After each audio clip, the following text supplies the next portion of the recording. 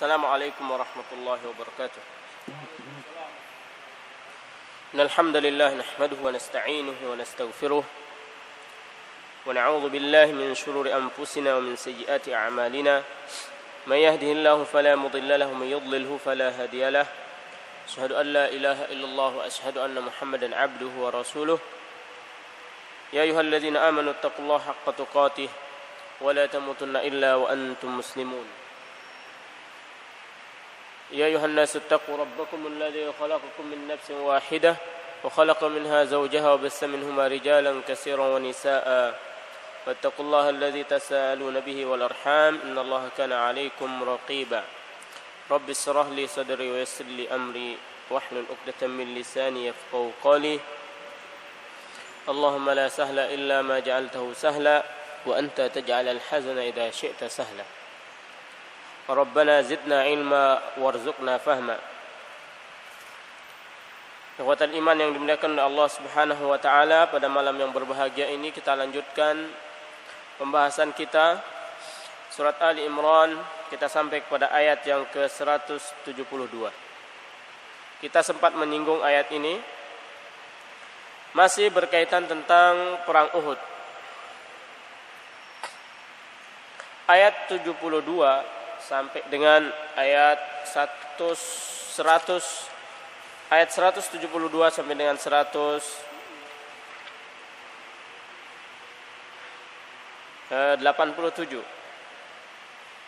masih berkaitan dan terus berkaitan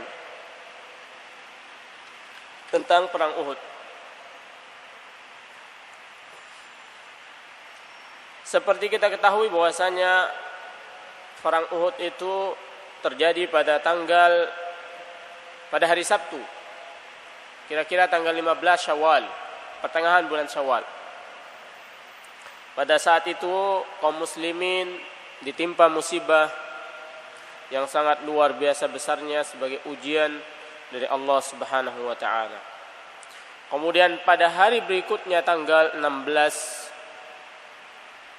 Syawal, hari Ahad, Rasulullah sallallahu alaihi wasallam menyuruh sahabatnya untuk mengumumkan panggilan jihad untuk menyambut atau menyusul pasukan Abu Sufyan yang menurut berita Abu Sufyan dan pasukannya itu menyesal tidak menghabisi kaum muslimin di Uhud, membiarkan kaum muslimin Nabi Muhammad sallallahu alaihi wasallam, Abu Bakar itu tokoh-tokoh besarnya masih hidup dan dia menyesal ingin balik lagi menyerang Madinah. Berita itu sampai kepada telinga Rasulullah sallallahu alaihi wasallam dan Rasulullah sallallahu alaihi wasallam menyuruh untuk menyerukan panggilan jihad. Namun pada kali ini yang boleh keluar dalam jihad sehari setelah perang Uhud ini adalah mereka yang ikut perang dalam perang Uhud. Jadi selain yang tidak ikut, tidak boleh ikut. Kecuali satu orang sahabat, Jabir radhiyallahu anhu, Jabir bin Amr radhiyallahu anhu, dia dibolehkan ikut oleh Rasulullah sallallahu alaihi wasallam. Jadi kondisi kaum muslimin secara fisikis lemah, secara fisik juga lemah.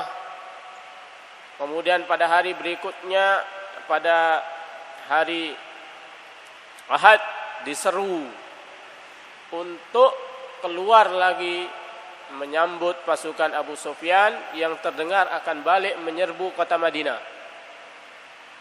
Dan tidak boleh ikut kecuali mereka yang ikut dalam perang Uhud jumlahnya sedikit, dalam kondisi terluka, fisikis lemah. Kondisi seperti itu yang menimpa kaum muslimin akan berhadapan dengan kaum kafir Quraisy yang pada saat itu dalam posisi menang dan jumlah di atas kaum muslimin. Ayat ini mengisahkan tentang bagaimana iman para sahabat radhiyallahu anhum. Allah Subhanahu wa taala mengabadikan tentang kisah ini Allah Subhanahu wa taala berfirman, A'udzubillahi minasyaitonir rajim, alladzina istajabu lillah war rasul min ba'di ma asabahumul qarh. Dan orang-orang yang menjawab seruan panggilan Allah dan Rasulnya setelah mereka itu ditimpa al-qarh. Qarh itu luka, kekalahan di perang Uhud. Ini mereka orang-orang yang menjawab seruan jihad Allah dan Rasulnya setelah mereka, ketika mereka dalam keadaan luka parah, baik fisik dan fisikisnya dalam perang Uhud, tapi mereka menjawab seruan Allah dan Rasulnya. Kita ya belum tentu ya, dalam keadaan fisik sehat walafiat aja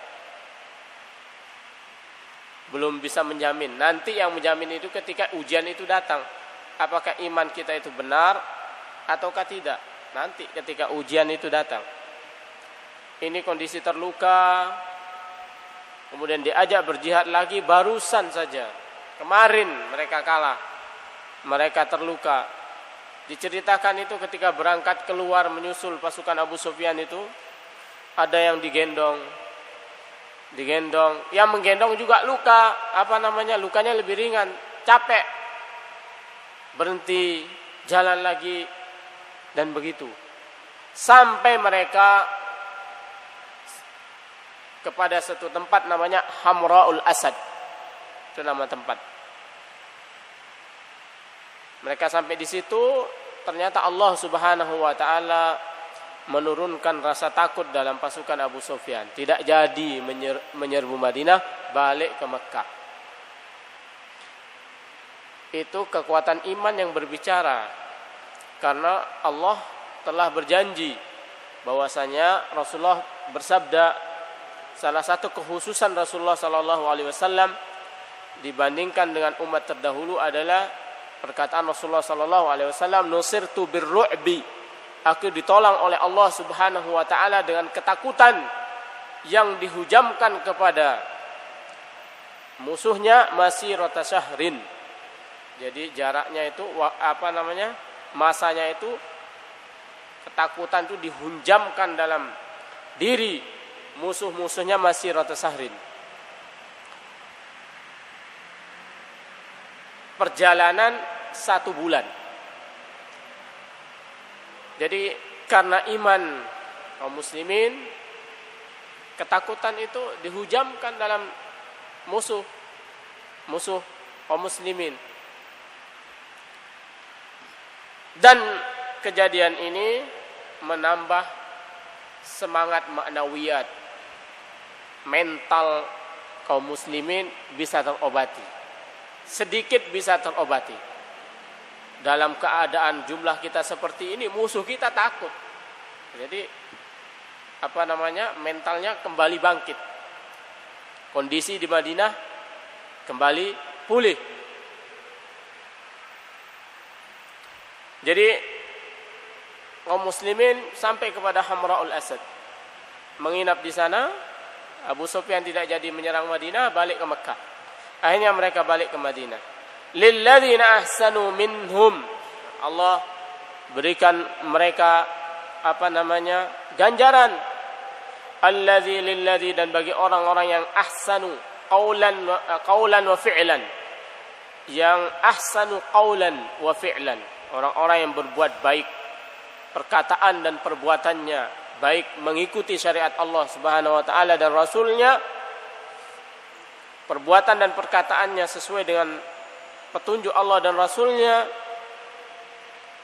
Lilladzina ahsanu wattaqau, dan mereka bertakwa kepada Allah Subhanahu wa taala, takut kepada Allah Subhanahu wa taala, tidak bermaksiat, tidak mensekutukan Allah, artinya mentaati Allah, menjauhi larangan Allah Subhanahu wa taala.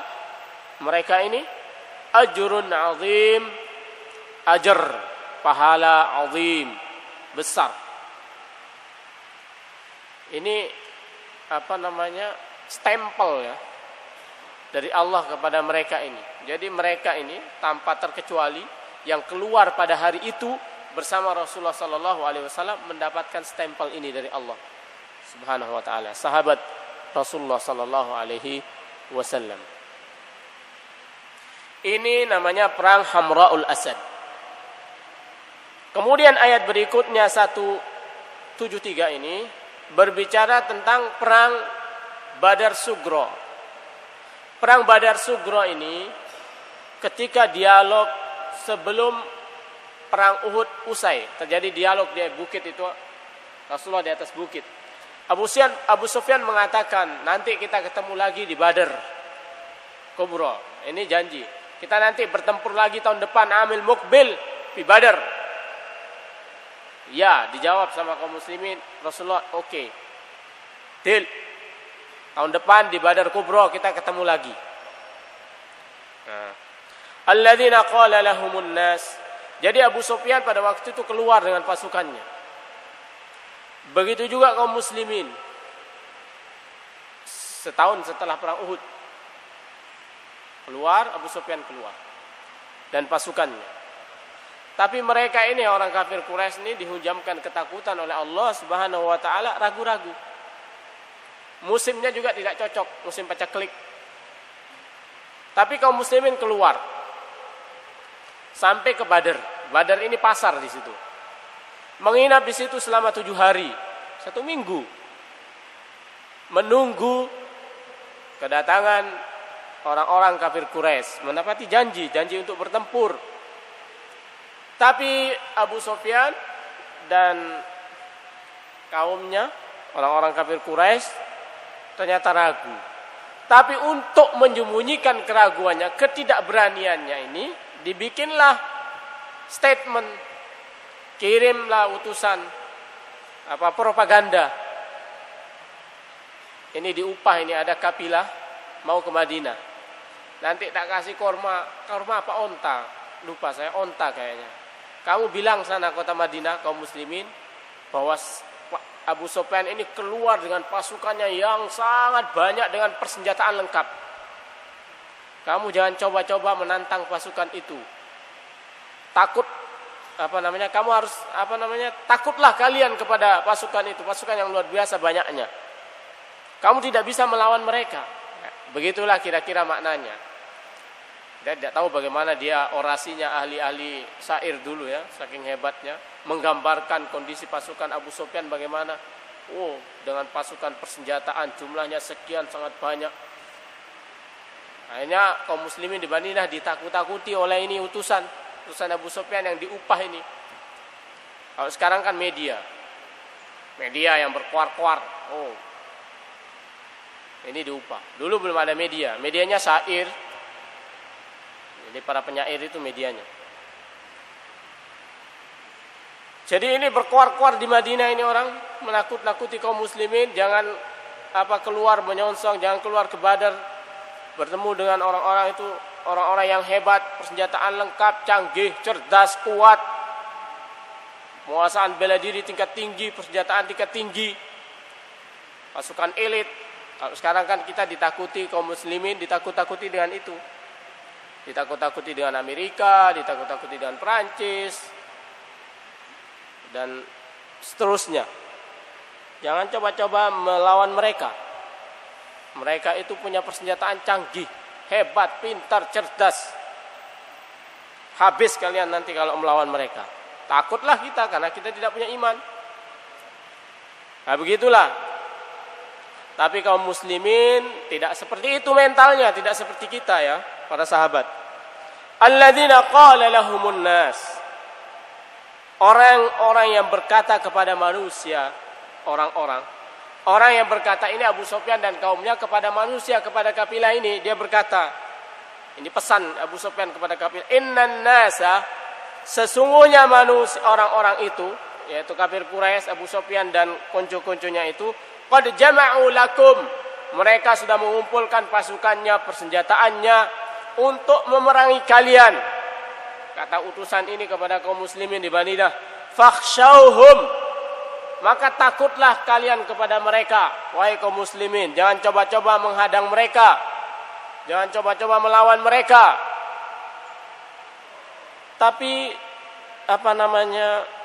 perkataan ini, yang was-was ini yang disampaikan oleh corong Abu Sufyan ini tidaklah menambah kaum muslimin menjadi penakut, tetapi apa kata mereka?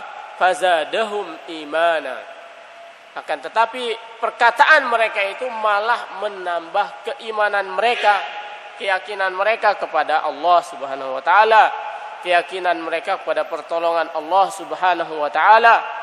Mereka berkata, wa qalu, kaum muslimin berkata ketika mendengar berita itu, hasbunallahu wa ni'mal wakil, cukuplah Allah, kafinallah sebagai penolong kita, wa ni'mal wakil, dan Allah sebaik-baik wakil kita. Hasbunallah wa ni'mal wakil. Ulama mengatakan kata-kata ini kita ucapkan ketika kita mendapatkan musibah yang besar. Hasbunallah wa ni'mal wakil. Dan ucapan ini juga diucapkan oleh Nabi Ibrahim alaihissalam ketika dia dilempar ke dalam api. Hasbunallahu wa ni'mal wakil. Tentu kata-kata ini akan berdampak itu jika kita beriman, bukan hanya sekedar di mulut, meyakini bahwasanya Allah sebenar-benarnya penolong. Cukuplah Allah penolong kita, cukuplah Allah yang membela kita. Tidak ada daya dan upaya. Terkadang kita ini lupa, nanti siapa yang akan menjagamu wahai anakku kalau aku mati? Padahal kita ini menjaga diri kita aja tidak bisa. Lupa kita ini adalah lemah, bukan kita yang menjaga anak-anak kita nanti. Yang menjaganya Allah. Bagaimana mereka dijaga oleh Allah? Kalau kita soleh, kalau kita dekat kepada Allah, maka Allah akan menjaga anak kita, harta kita, turunan kita. Kita ini tidak punya daya upaya. Jalan tersandung. Kita aja tidak bisa menjaga diri kita, apalagi menjaga orang lain. Jalan ditabrak, sudah jalan di pinggir ditabrak. Jalan ditimpa pohon. Kita ini tidak punya daya dan upaya, Allah yang menjaga kita. Dan Allah juga yang menjaga anak kita, Allah juga yang menjaga harta kita. Maka kalau kita ingin dijaga oleh Allah, ihfazillah yahfazuk, maka kita harus menjaga Allah Subhanahu wa taala.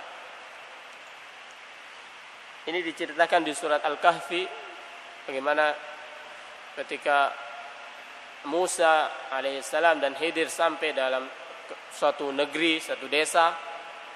Kemudian singkat cerita Musa itu membantu membangunkan tembok itu. Tembok itu mau runtuh, diperbaiki sama Musa karena di bawah tembok itu ada harta anak yatim. Kenapa Allah itu memberikan menjaga harta anak yatim itu dengan didirikan tembok itu? Wa kana abuhuma salihah. Dulu bapaknya itu orang soleh sebelum mati, orang baik, maka dijaga oleh Allah Subhanahu wa taala. Maka untuk menjaga anak-anak kita, keluarga kita, diri kita, harta kita, ya dengan cara kita menjaga Allah Subhanahu wa taala. Hasbunallahu wa ni'mal wakil. Ini Badar Kubro ya. Tidak gentar kaum muslimin ditakut-takuti dengan drone kalau sekarang ya. Drone. Senjata tanpa awak, pesawat tanpa awak. Pasukan elit. Kalau kita lihat perang di Israel itu misalnya, Hamas lawan Israel. Israel itu bukan negara ya, salah kita kalau menyebut negara.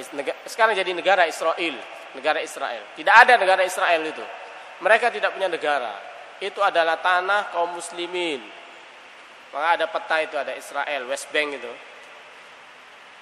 Itu dalam peta kaum muslimin tidak ada. Negara Israel itu tidak ada. Itu adalah tanah kaum muslimin, Palestina semua. Kemudian dibagi dua sekarang itu. Nah, perang antara ini ceritanya kalau dari segi militer urutan keberapa itu? Masuk 5 besar. Melawan Hamas. Hamas enggak ada urutan keberapa militer. tapi tidak bisa berbuat apa-apa, kalah mereka. Lah kalau ngikuti media ya, ditakut-takuti, oh jangan lawan mereka, ini canggih, dibantu Amerika, punya pasukan khusus, tanknya Masya Allah, lapis baja, tank apa dan lain sebagainya. Itu penangkal rudal, ternyata tidak mempan penangkal rudalnya itu, ganti lagi dia. Kita lihat di berita itu kan penangkal rudal roket bikinan Hamas itu roket lokal. Itu Allah berkehendak rudal tidak bisa menangkal itu. Bahkan drone bikinan Hamas itu, drone made in lokal itu bisa mutar-mutar di atas wilayah mereka. Nah kalau mengikuti pendapat media ini, wah ini militer pasukan 5 besar. Waduh bahaya ini, kita menyerah saja, tunduk saja. Ya, kaum muslimin tidak seperti itu. Jadi hasbunallah wa ni'mal wakil. Nah, ketika kaum muslimin di Badar Kubra ini pasar di sana, menginap 7 hari. Abu Sufyan tidak jadi datang, takut pulang balik dia. Akhirnya kaum muslimin fanqalabu bi ni'matin minallahi wa fadl lam yamsashum su.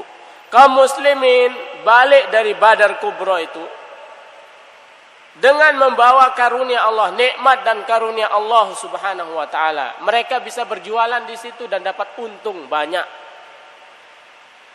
Jadi itu takdirnya Allah ya, kita tidak tahu. Rencana perang tetapi tidak jadi, malah jadi dagang, bisnis, dapat untung banyak berkat pertolongan Allah Subhanahu wa taala. Coba ikuti perkataan mereka ini, jangan keluar, nanti kalian kalah. Itu pasukan luar biasa besarnya, persenjataan lengkap, pasukan elit lagi. Kalau mengikuti perkataan setan-setan itu, ya nggak dapat untung, malah dapat murka. Tapi karena mengikuti petunjuk Allah dan Rasulnya, fanqalabu bi ni'matin minallahi wa fadlil lam yamsashum su. Mereka balik dari Badar Sugra itu dengan membawa keuntungan, nikmat dan karunia Allah, tidak dapat musibah apapun. Lam yamsashum su. Wattaba'u ridwanallah, mereka mengikuti keridhaan Allah Subhanahu wa taala. Wallahu dzu fadlin azim. Allah dzu fadl, memiliki karunia yang besar. Itu karunia Allah Subhanahu wa taala pada kaum muslimin yang mengikuti petunjuknya, mencari keridhaan Allah Subhanahu wa taala.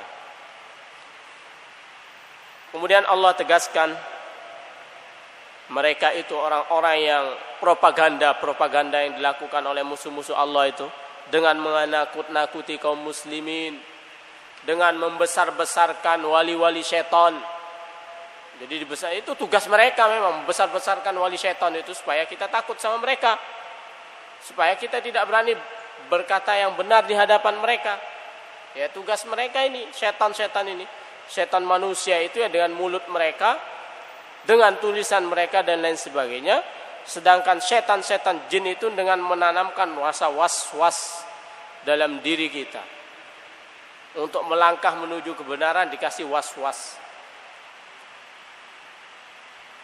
Innama dzalikumus syaitan, sesungguhnya mereka itu syaitan yang menakut-nakuti kalian.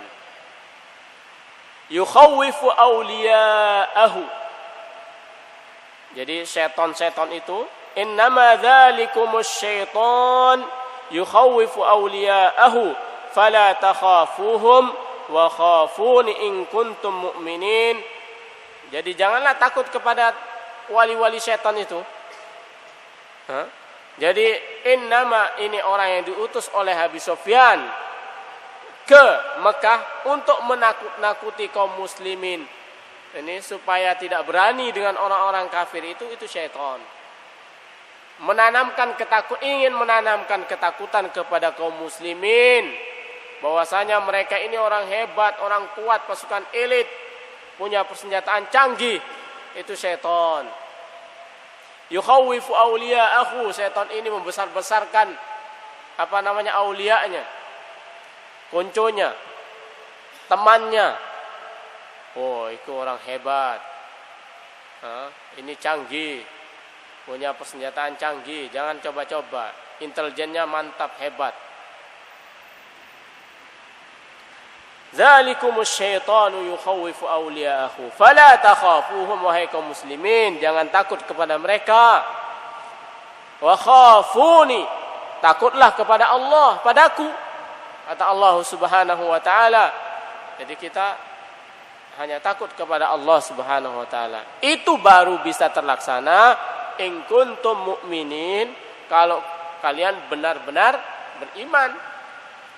Jadi kalau kita tidak benar keimanan kita, tidak kuat keimanan kita, ya tidak mungkin bersikap seperti ini. Ini yang berbicara iman. Karena segala sesuatu yang berhadapan dengan iman itu lemah. Iman itu dahsyat. Itu kekuatan paling besar. Apa yang akan bisa melawan iman itu tidak ada. Kematian akhir dari segalanya itu kematian paling besar, mati. Ya, siksa akhirnya mati, itu sudah batasnya. Orang mukmin mencari kematian. Makanya ketika setelah perang Uhud itu terjadi banyak pertempuran kecil. Orang-orang Arab Badui itu sudah berani unjuk gigi. Dia menyerbu, menipu kaum muslimin, mengundang untuk dakwah, tapi dibantai kaum muslimin. Maka ketika utusan Rasulullah sallallahu alaihi wasallam ini membawa surat ini ditusuk, dia langsung berteriak.